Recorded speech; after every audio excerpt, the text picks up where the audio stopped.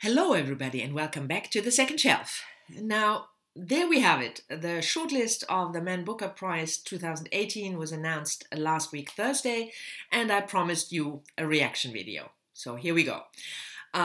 First, the 6 shortlisted books are Milkman by Anna Burns, Washington Black by A.C. Edugyan, Everything Under by Daisy Johnson, a debut novel, The Mars Room by Rachel Kushner, Overstory by Richard Powers, and The Long Take by Robin Robertson, technically also a debut because Robin Robertson in the past exclusively, if I did my research correctly, but correct me if I'm wrong, but he published poetry, so this is his first novel. I want to talk a little bit, not so much about the individual books. I reviewed 3 of the shortlisted books, Milkman, Everything Under, and Washington Black, and I will leave links to those reviews down below. I didn't review Rachel Kushner because I DNF'd it, and after about half, and then I skim read the rest, and I didn't think that was enough, to film a proper review. And because this is the second shelf, I didn't individually review any of the books written by male authors, but I can tell you the 2 on the shortlist, Overstory by Richard Powers, I DNF'd as well. Richard Powers and I just don't gel, and a book about talking trees was not my thing at all. And The Long Take by Robin Robertson I thought was brilliant. It's partly written in free verse. It's about a guy just after ex-soldier, veteran after World War II, who roams through the cities, San Francisco, Los Angeles, and New York. It's a big theme is film, hence The Long Take, but also what it means, how the city developed just after World War II and how people in the city deal with the new age after the war. So I thought that book was brilliant. Anyway, I don't want to talk so much about the individual books. I want to talk more about my view on the judges' picks in general.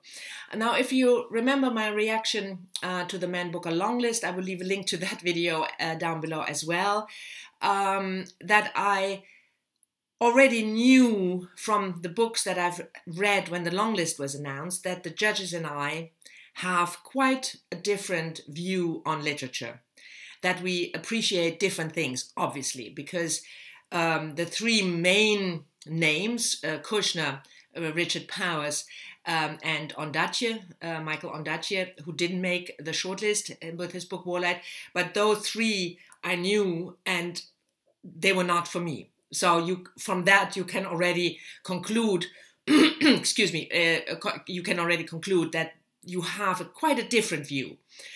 The books that caused the most controversy, the really bad thriller Snap and the graphic novel Sabrina, they both didn't make it on the shortlist.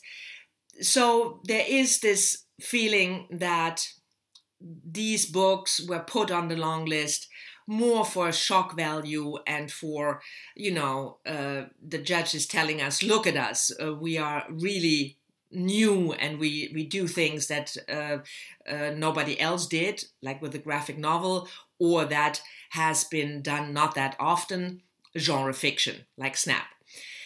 But when you look at the shortlist, they sort of went back to a quite old-fashioned Criterium, I would say, because in the announcement, the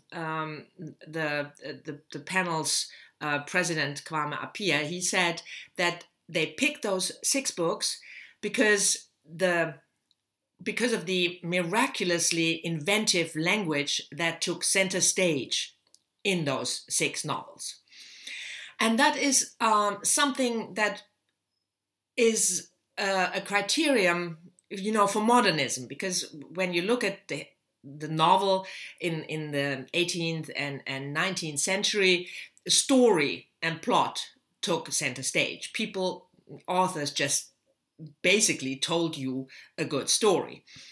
And with the modernist movement, if you know, James Joyce's Ulysses, but also Virginia Woolf, these authors thought that other things should take center stage. So that those books are not plot driven. If you look at Ulysses, I mean, the plot is a guy roaming through a city in a day, getting drunk, picking up a young guy, and maybe pimping him out to his wife, getting even more drunk. The end. That's the plot. The book is full of stories when, you know, roaming through the city and meeting people, but the plot is not center stage. It's about the form and it's about language. So the criterion that obviously the judges used is kind of an old-fashioned one, a modernist, postmodernist criterion, that language takes center stage. And for me, it also explains very well because why I had such a problem with most of the books of the long list, because I thought I read all of them, I DNF'd 3, but I tried to read all of them because most of them didn't have a good story, or the story was underdeveloped or badly constructed in my view, or was almost absent. And for me, the purpose of a novel is storytelling, first and foremost, done by presenting me with good and well-developed and well-rounded characters. So I don't care that much about inventive form or inventive language. I mean, the language shouldn't be crap, but the, you know, inventiveness of language or structure is not my primary criterion for which I judge a book, whether it's good or not. So I thought that was very interesting and quite different from what the long list suggested, which gave me even more of the impression that the books on the long list that didn't really fit the criteria, because a graphic novel cannot possibly be on the long list for the miraculously inventive language that takes center stage in the novel, because the language doesn't take center stage. It's a combination of language and pictures. And the same with a genre book. There, the language certainly doesn't take center stage. It's about the plot. So they deviated from what they put on the long list, which, like I said, to finish that sentence that I started like 3 minutes ago, which confirmed my suspicion even more that those books were just put on the long list for shock value and, you know, sort of applauding of the judges, how non-conformist they are. But the shortlist is, in that sense, very conformist, setting a criterion that is rather conformist and old-fashioned. Now, looking at those 6 books, if the criterion that the judges announced is really the most important criterion for them for judging the book, then I can easily come up with a sort of ranking by which the books will be judged. The one with the most inventive language is obviously The Long Take by Robertson, because it's partly written in free verse, it's poetic, and it's really absolutely taking center stage in that book. The second on the list would then be Milkman by Anna Burns, because here also you have this stream of consciousness novel where the plot is not that important, and she plays with language, for instance, by giving her protagonist, a young girl of 18, not a name, but she's, you know, the younger daughter, and other people are the elder brother or the mother. So the element of language play is certainly important in Milkman. And third, I would put Overstory by Richard Powers. Even though I DNF'd it, I mean, talking trees. That's kind of inventive in language, isn't it? Then on 4th place, I would say Everything Under by Daisy Johnson, because there the plot is sort of important, this retelling of a myth, but the book lives by the language. People who love it would always, can congratulate the author on the language, on the beauty of it, on the lyrical, poetic way she describes places and situations. And then number 5 would be Mars Room, because there the story is definitely more important already than the language, and the story is muddled, in my opinion. That's why I didn't think it was a good book.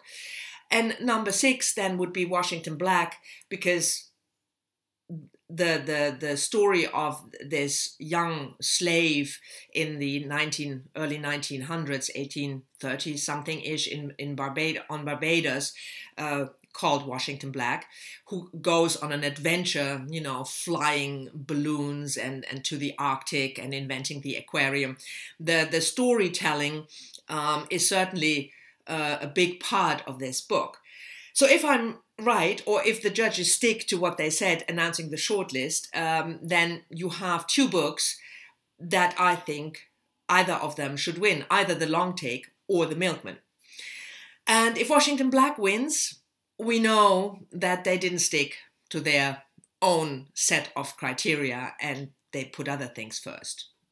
That they wanted to have a female author or a black author or somebody from Canada or whatever. But so I'm really curious to see when the winner is announced next month, or end of October, how they will pick from these 6 and what they will say why they picked the winner. Anyway, that was my, 12 minutes, not short, reaction on the Man Booker shortlist.